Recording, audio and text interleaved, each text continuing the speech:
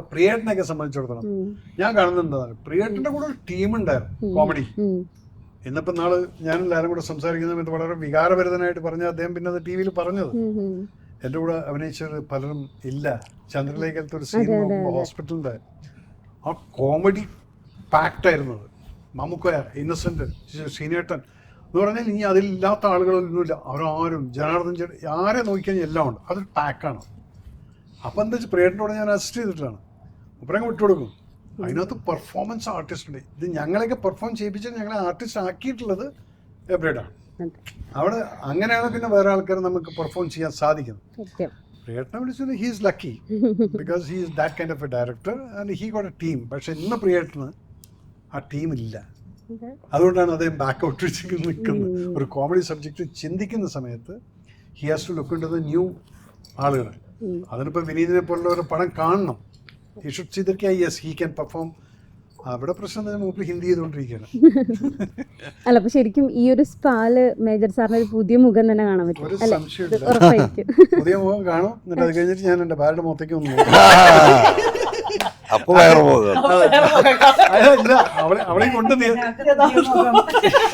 അവളെയും കൊണ്ടുപോകും. എന്നിട്ട് ഞാൻ ഷൈൻ്റെ അടുത്തിരുത്തും. എന്നിട്ട് ഞാൻ ഇപ്പുറത്തും ഇരിക്കും. എന്നിട്ട് എന്താ വെച്ചാൽ തീരുമാനിച്ചോ അത് അങ്ങോട്ടും ഇങ്ങോട്ടും നിങ്ങളായി നിങ്ങളുടെ ഷൈൻ. പിന്നെ അനിതയ്ക്ക് നല്ലപോലെ അറിയാം. എൻ്റെ മോന് ഫസ്റ്റ് ചാൻസ് കൊടുത്ത് ഷൈനായിരുന്നു ക്യാമറമാനായിട്ട്. മറ്റേ കുങ്ഫു മാസ്റ്റർ എന്നുള്ളത് എൻ്റെ മോൻ ക്യാമറയാണ് അർജുൻ. അപ്പം ഷൈൻ്റെ ശിഷ്യനാണത്.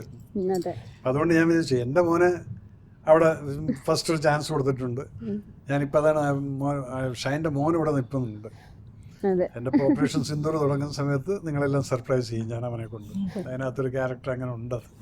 അപ്പം അതുണ്ടായിരിക്കും. അതല്ലേ ഞാൻ നേരത്തെ പറഞ്ഞു, ഒരു സിനിമ എന്ന് പറയുന്നത് ഇറ്റ്സ് ഒരു കൂട്ടായ്മയാണ്, ഒരു ഫ്രണ്ട്ഷിപ്പ്. അല്ലെങ്കിൽ നമ്മൾ എൻജോയ് ചെയ്യില്ല. നമ്മൾ കാശ് വാങ്ങിച്ച് അവിടെ പോയി അഭിനയിച്ച് പോകുന്നു. ഇത് നമുക്കൊരു ഒരു ഫീൽ ഉണ്ടല്ലോ, ഒരു ടീം അവിടെ ചെന്ന് കഴിഞ്ഞാൽ നമുക്കൊരു ഇത് പല കാര്യങ്ങളും ഞാൻ ഷൈനിൽ നിന്ന് പഠിച്ചിട്ടുണ്ട്. ഞാനൊരു ചൂടനായിരുന്നു. കീർച്ചക്രയൊക്കെ ഷൂട്ട് ചെയ്യുന്ന സമയത്ത് 25 ദിവസം ഞാൻ പടം തീർക്കും. പക്ഷെ ഞാൻ അനുഭവിക്കുന്ന ടെൻഷൻ, ഈ ഓടിച്ചോടിച്ച ആൾക്കാർക്ക് ടെൻഷൻ. പിന്നെ ഞാൻ ആലോചിക്കും, ഒരു ടെൻഷനും ഇല്ലാതെ ഒരു വാക്ക് ഒരാളെ പറയാതെ ഷൂട്ട് ചെയ്ത പടമാണ് പിക്കറ്റ് 43. 22 ദിവസത്തിൽ ഞാൻ ആ പടം ഷൂട്ട് ചെയ്ത് തീർത്തു. ഒരു ഷൗട്ടും ഇല്ല, ഒന്നുമില്ല. അപ്പം അങ്ങനെയും പടം ചെയ്യാൻ ഇത് വെറുതെയാണ് ഈ ഷൗട്ട് ചെയ്യുന്നത്. ഉള്ള BP കൂട്ടി കിഡ്നിയും കളഞ്ഞ് ഒരു കാര്യമില്ല.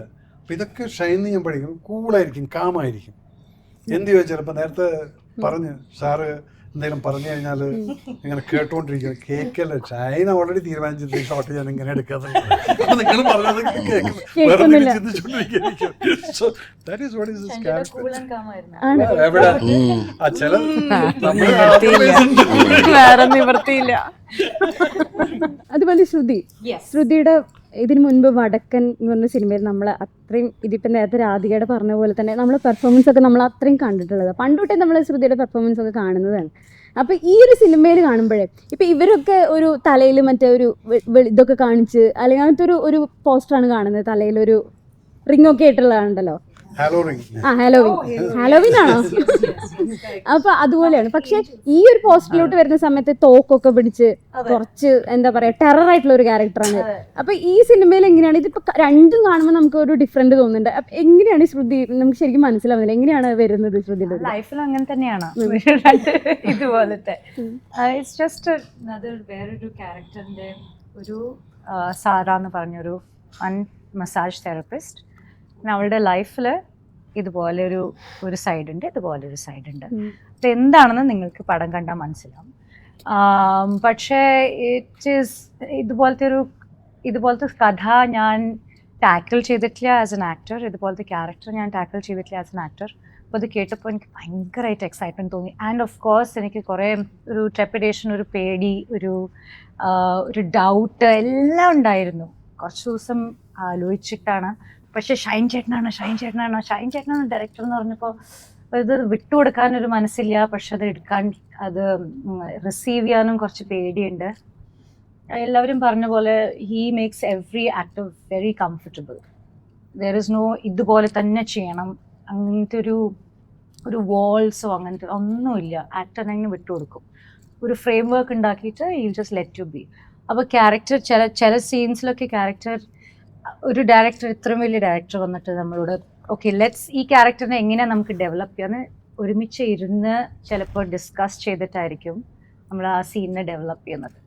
അപ്പോൾ ഷൈൻ ചാറ്റിൻ്റെ ഷൂട്ട് ചെയ്യുന്ന ഈ പ്രോസസ്സസ് ഫസ്റ്റ് ടൈമാണ് ഞാൻ എക്സ്പീരിയൻസ് ചെയ്യുന്നത്.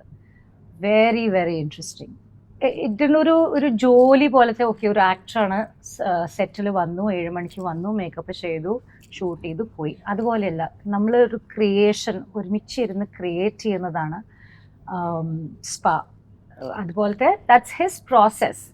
ഇനി പ്രീവിയസ് ബിജുവിൽ അങ്ങനെയായിരുന്നു, ഐ ഡോണ്ട് നോ, പക്ഷെ സ്പാൽ ഇങ്ങനെയായിരുന്നു. അപ്പോൾ എല്ലാവരുടെയും ഒരു സോളിഡ് കോൺട്രിബ്യൂഷൻ ഇതിൽ സർ അക്സെപ്റ്റ് ചെയ്തിട്ടുണ്ട്. It's a very big thing, very major ആയിട്ട്. അപ്പോൾ എല്ലാവർക്കും നമുക്ക് you feel like this is our film, അല്ലെങ്കിൽ that's the director's film. Film എന്ന് പറഞ്ഞ ഒരു ഡയറക്ടേഴ്സ് മീഡിയം ആണല്ലോ, so it's always a director's film, but this is like everybody has contributed. അത്രയും സ്പേസ് നമുക്ക് തന്നിട്ടുണ്ട്. ഫ്രെയിം വർക്ക് പുള്ളിക്കാരൻ്റെയാണ്, പക്ഷേ ദ വേ ഹി ഈവൻ നമ്മൾ ഡയലോഗ് പറയുമ്പോൾ ചിലപ്പോൾ നമ്മൾ ഇരുന്ന് ഡിസ്കസ് ചെയ്ത് ഡയലോഗ് പറയുന്ന സമയത്ത് ഇപ്പോൾ കട്ട് വേറൊരു പുതിയ ഐഡിയ കിട്ടും, നമുക്ക് ഇത് ട്രൈ ചെയ്യാം, ഓക്കെ അതും ഇതും ട്രൈ ചെയ്യാം, കമ്പയർ ചെയ്യാം, ഓക്കെ ഇതാണ് ബെറ്റർ, അപ്പോൾ ഇത് വെക്കും. അങ്ങനത്തെ ഭയങ്കര ഒരു ക്രിയേറ്റീവ് പ്രോസസ്സായിരുന്നു. നമ്മളെ തന്നെ ഒരു സെൽഫ് ഡിസ്കവറി ആയിരുന്നു ഓൺ സെറ്റ്. ഓ ഇതെനിക്ക് ഇതും ചെയ്യാൻ പറ്റും, ഓ ഇത്രയും ടൈമിൽ ഇങ്ങനെ ചെയ്യാൻ പറ്റും, ഓ ഇത് ശരിയായില്ല.